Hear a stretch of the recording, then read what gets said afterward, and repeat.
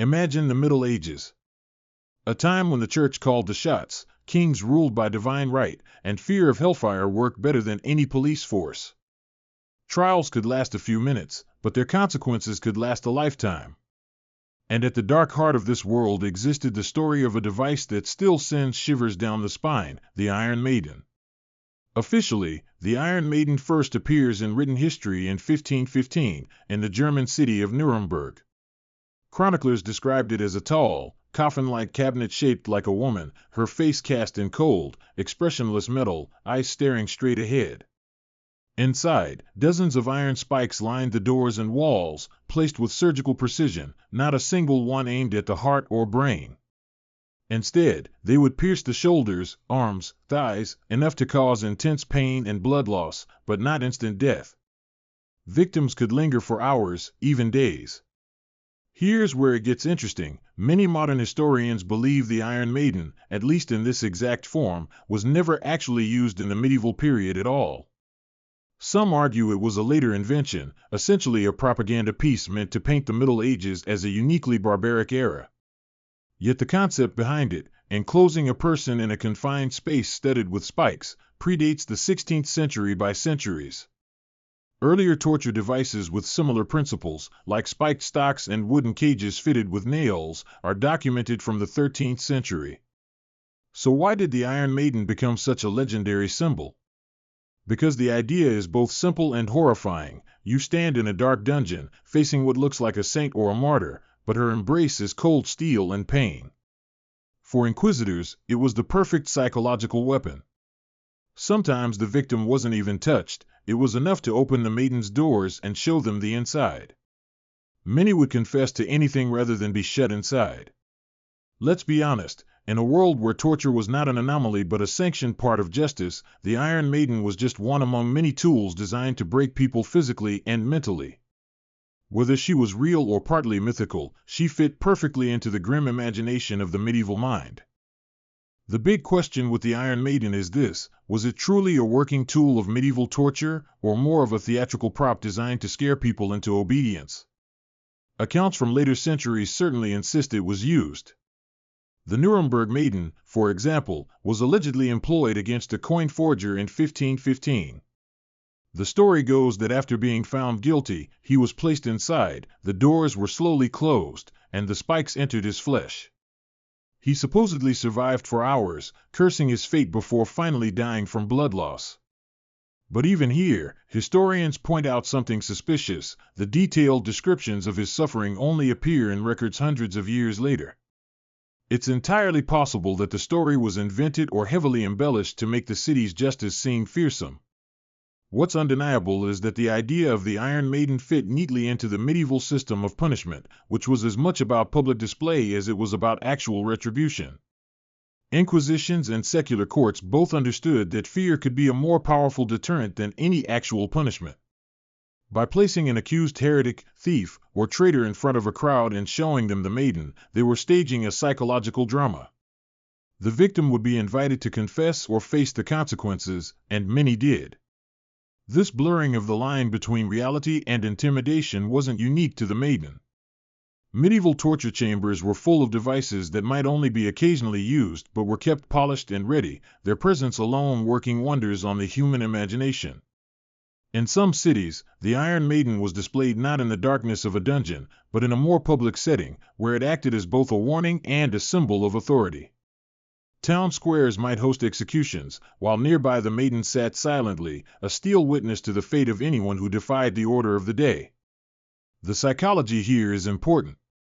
People in the Middle Ages lived in a world where death was omnipresent. War, plague, and famine were regular visitors. Torture devices like the Maiden didn't just threaten pain, they implied that your death could be transformed into a public spectacle, your suffering becoming part of the civic theater. By the late 18th and 19th centuries, the Iron Maiden became even more of a cultural icon, thanks to traveling exhibitions and sensationalist literature. Writers like Johann Philipp Siebenkees romanticized its horrors, weaving vivid tales of its victims for an audience eager for Gothic thrills.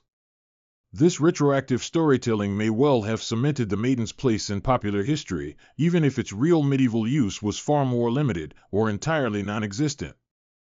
Yet the myth worked. Whether or not anyone actually died inside it during the medieval period, people believed they could, and that belief was often all the authorities needed. To understand the Iron Maiden, you have to see her in context. She wasn't, at least in legend, a lonely invention. She belonged to a whole family of devices that turned cruelty into an art form. And in the Middle Ages, this art was highly institutionalized. Let's start with the rack.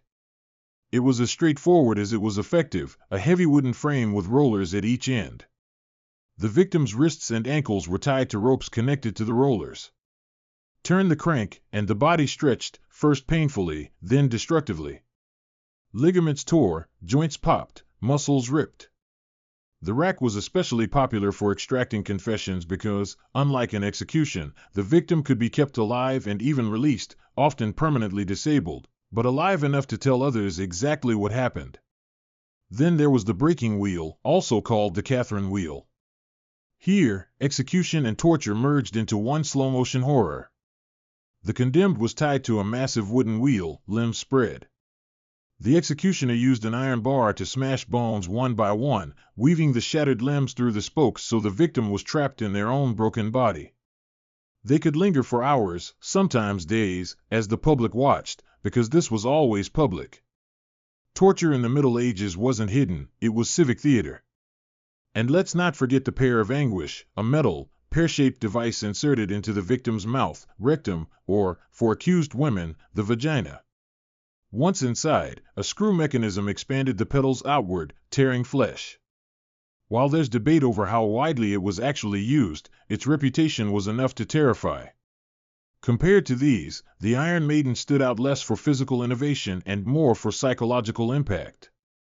A rack was brutal, but its mechanism was obvious. The Maiden's horror lay in its concealment. You couldn't see the spikes until the doors swung open. It was human-shaped, suggesting intimacy, the embrace of death disguised as the embrace of a saint. Torture in this period was justified by a legal system that valued confession above almost any other evidence. A signed confession could mean conviction without further proof. And while some authorities genuinely believed that pain would purify the soul, many simply saw torture as an efficient shortcut to a verdict. Here's the cruel irony: devices like the Maiden were as much about preserving order as they were about punishing crime. The church and secular rulers needed to remind people of their power.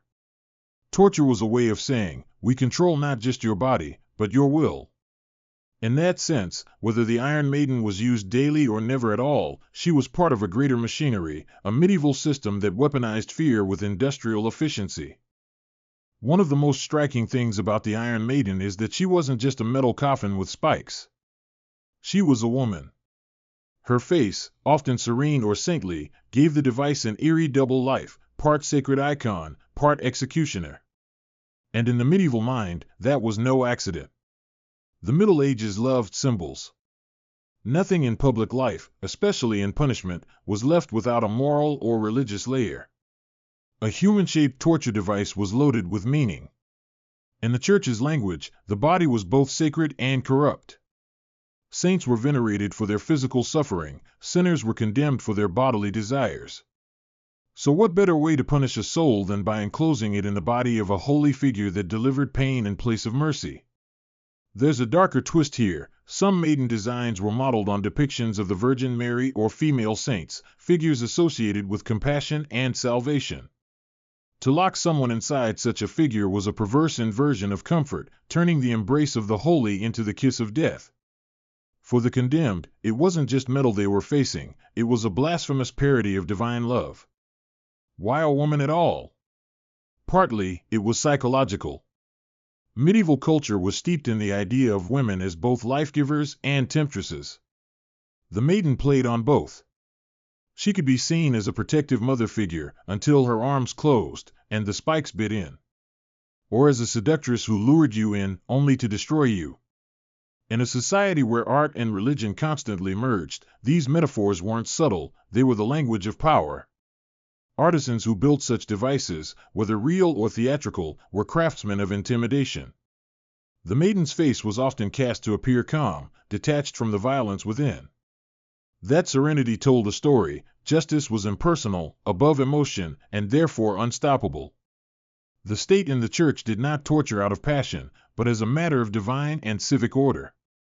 This fusion of beauty and brutality made the Iron Maiden a uniquely effective tool in the theater of punishment. A rack or wheel was naked violence. The maiden pretended to be something else, which made her more unsettling. You could stand in front of her and almost believe she might forgive you, right up to the moment the doors swung shut. It's this psychological duality that has kept her image alive long after her supposed use faded. In art, in literature, in modern metal band logos, she survives not as just a killing machine, but as a metaphor, the danger hidden in the familiar, the cruelty masked by grace.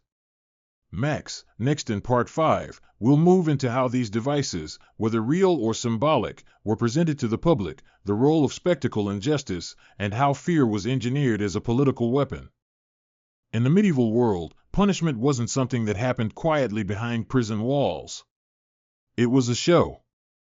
And like any good show, it had an audience, a script, and a cast, from the condemned to the executioner, from the priest to the gathered crowd. The Iron Maiden, whether or not she was ever used as frequently as the legends claim, fit perfectly into this theater. Just her presence in a courtroom or dungeon could serve as a stage prop, ready to play its part in the drama of justice. Authorities understood that fear was a currency, and they spent it generously. Public executions were the headline acts. When a sentence was carried out, townspeople were expected, even required, to attend. The gallows, the wheel, the stake, these were all familiar sights. The purpose wasn't just to punish one person, it was to remind everyone else of what happened when you stepped out of line. In that context, devices like the Iron Maiden became supporting actors, whispering in the background, "This could be you." Theatrics extended even to the lead-up. Prisoners were often paraded through the streets on their way to execution, sometimes forced to carry the instruments of their own death or torture. If the maiden was to be used, or even just displayed, she might be brought out for the crowd to see.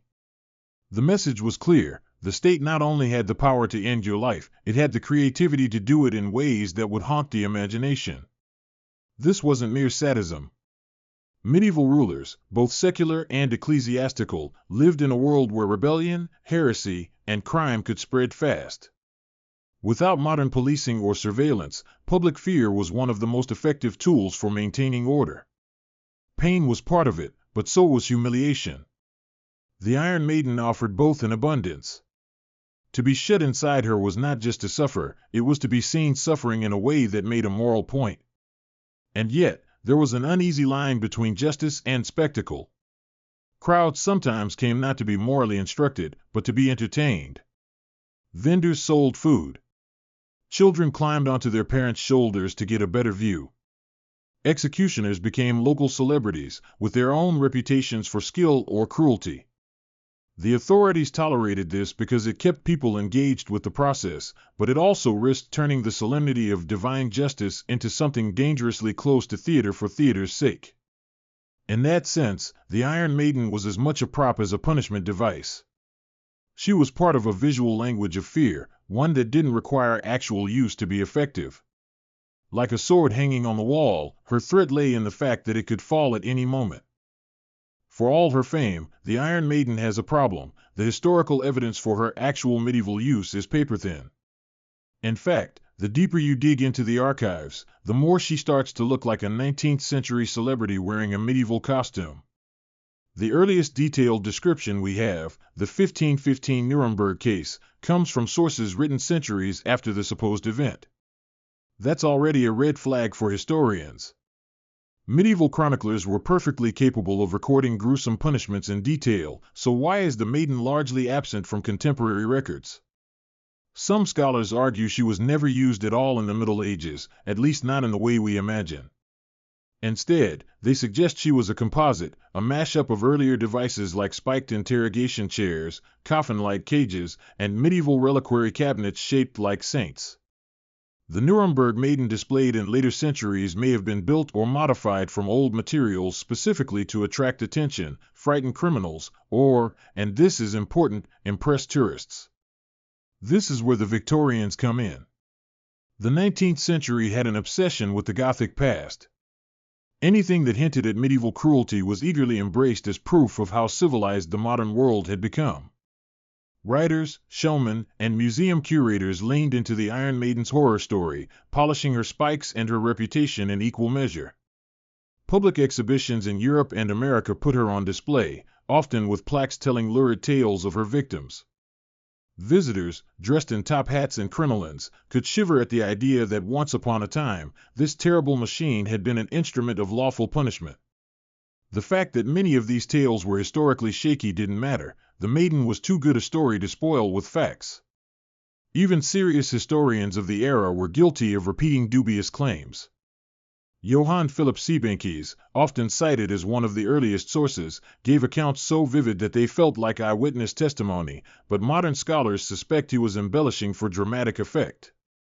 Today, some surviving Iron Maidens in museums have been proven to be 18th or 19th century fabrications, sometimes assembled from older medieval parts. That doesn't mean no spiked enclosures existed in earlier centuries, but it does mean that the Iron Maiden as we picture her may be more of a theatrical prop than a historical tool. And yet, this doesn't diminish her cultural power. The Maiden may be a historical fake, but she's a true legend, one that shaped how generations imagined the Middle Ages. In that sense, her impact is real, even if her victims are imaginary. For all her fame, the Iron Maiden has a problem. The historical evidence for her actual medieval use is paper-thin. In fact, the deeper you dig into the archives, the more she starts to look like a 19th century celebrity wearing a medieval costume. The earliest detailed description we have, the 1515 Nuremberg case, comes from sources written centuries after the supposed event. That's already a red flag for historians. Medieval chroniclers were perfectly capable of recording gruesome punishments in detail, so why is the Maiden largely absent from contemporary records? Some scholars argue she was never used at all in the Middle Ages, at least not in the way we imagine. Instead, they suggest she was a composite, a mashup of earlier devices like spiked interrogation chairs, coffin-like cages, and medieval reliquary cabinets shaped like saints. The Nuremberg Maiden displayed in later centuries may have been built or modified from old materials specifically to attract attention, frighten criminals, or, and this is important, impress tourists. This is where the Victorians come in. The 19th century had an obsession with the Gothic past. Anything that hinted at medieval cruelty was eagerly embraced as proof of how civilized the modern world had become. Writers, showmen, and museum curators leaned into the Iron Maiden's horror story, polishing her spikes and her reputation in equal measure. Public exhibitions in Europe and America put her on display, often with plaques telling lurid tales of her victims. Visitors, dressed in top hats and crinolines, could shiver at the idea that once upon a time, this terrible machine had been an instrument of lawful punishment. The fact that many of these tales were historically shaky didn't matter. The Maiden was too good a story to spoil with facts. Even serious historians of the era were guilty of repeating dubious claims. Johann Philipp Siebenkees, often cited as one of the earliest sources, gave accounts so vivid that they felt like eyewitness testimony, but modern scholars suspect he was embellishing for dramatic effect. Today, some surviving Iron Maidens in museums have been proven to be 18th or 19th century fabrications, sometimes assembled from older medieval parts. That doesn't mean no spiked enclosures existed in earlier centuries, but it does mean that the Iron Maiden as we picture her may be more of a theatrical prop than a historical tool. And yet, this doesn't diminish her cultural power.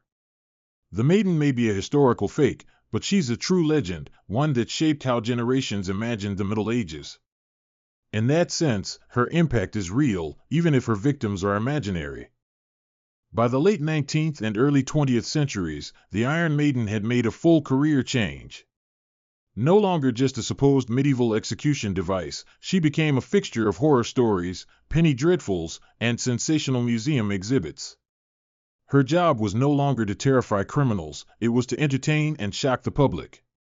World fairs, curiosity shows, and traveling chambers of horrors all featured their own maidens. Wax museums like Madame Tussauds in London placed her next to guillotines and racks, crafting gruesome tableaus for paying visitors. Tour guides would deliver hushed, dramatic monologues about noble traitors or witches meeting their end inside her cold embrace, never mind if the details were completely fabricated. In literature, she became a Gothic set piece. Writers in the horror tradition, from Victor Hugo to Edgar Allan Poe, drew on the imagery of enclosed spaces, spikes, and suffocation to evoke claustrophobic terror. Even when the Maiden wasn't named directly, her silhouette haunted the genre. Then came film. Early cinema loved the visual drama she offered, the slow closing of the doors, the helpless victim, the suggestion, rarely the graphic depiction, of the spikes about to pierce. She appeared in everything from serious historical dramas to campy horror flicks, always playing the role of ultimate medieval cruelty. And, of course, there's the heavy metal connection. In 1975, a British rock band took her name, Iron Maiden, and turned it into a global brand. Their mascot, Eddie, has appeared in artwork with spiked coffins and medieval torture imagery, keeping the device's name alive for millions who've never set foot in a museum. The irony is that by this point, the Iron Maiden had become more famous as myth than as history. She existed in the public imagination as a shorthand for the brutality of the so-called Dark Ages. You could invoke her in a political cartoon, a Halloween decoration, or a video game, and everyone would understand the reference instantly. This shift from feared tool of authority to pop culture icon says something profound about how societies process their past. What once may have been a symbol of terror becomes, over time, a symbol of entertainment.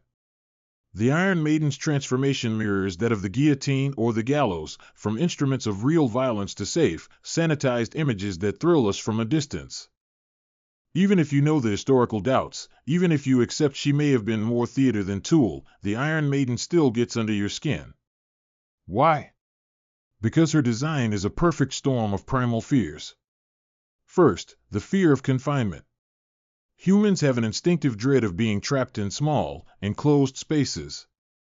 The Maiden doesn't just lock you in, she encloses you in a shape that mirrors your own body, like a steel coffin you can't escape. Second, the fear of impalement. The spikes are right there, sharp and waiting. Even without touching them, the brain imagines the sensation, cold metal pressing into skin, slowly piercing. It's a fear so visceral that your muscles tense just thinking about it. Third, the fear of betrayal by the familiar. The Maiden's human form, often with a serene or saintly face, plays a cruel trick. Something that looks protective, almost motherly, becomes the instrument of harm.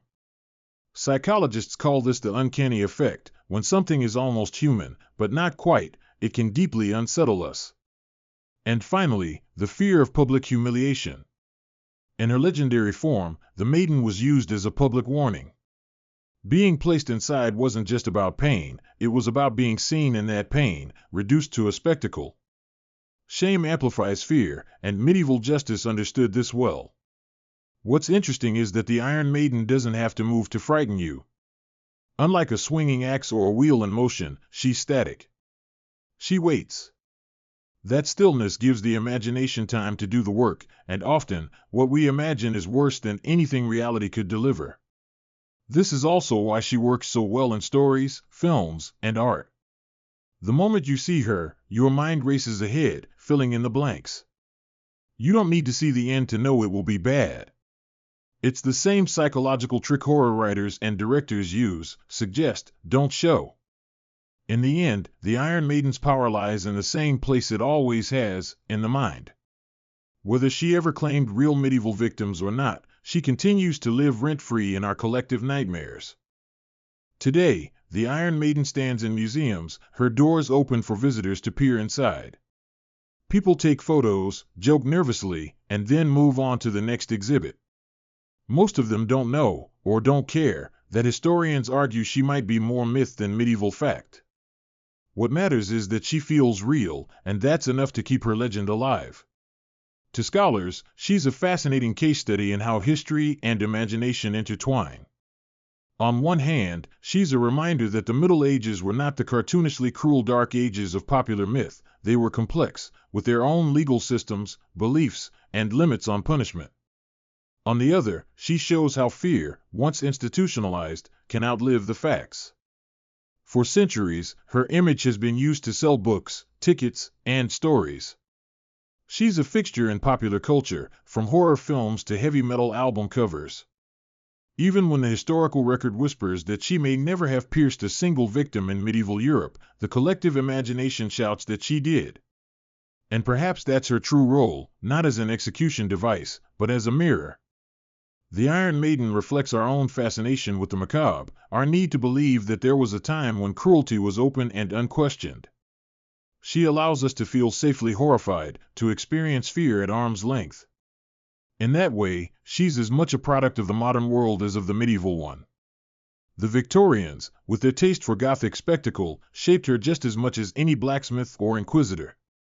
Every retelling, every movie scene, every Halloween prop adds another layer to her myth, until she's less an artifact and more a character, one who plays her role perfectly, century after century. So whether she ever truly embraced a victim in her steel arms may not even be the most important question. The fact is, she endures. She stands there in our imagination, calm-faced, silent, and waiting, a reminder that sometimes the scariest things in history aren't the ones that happened, but the ones we believe happened.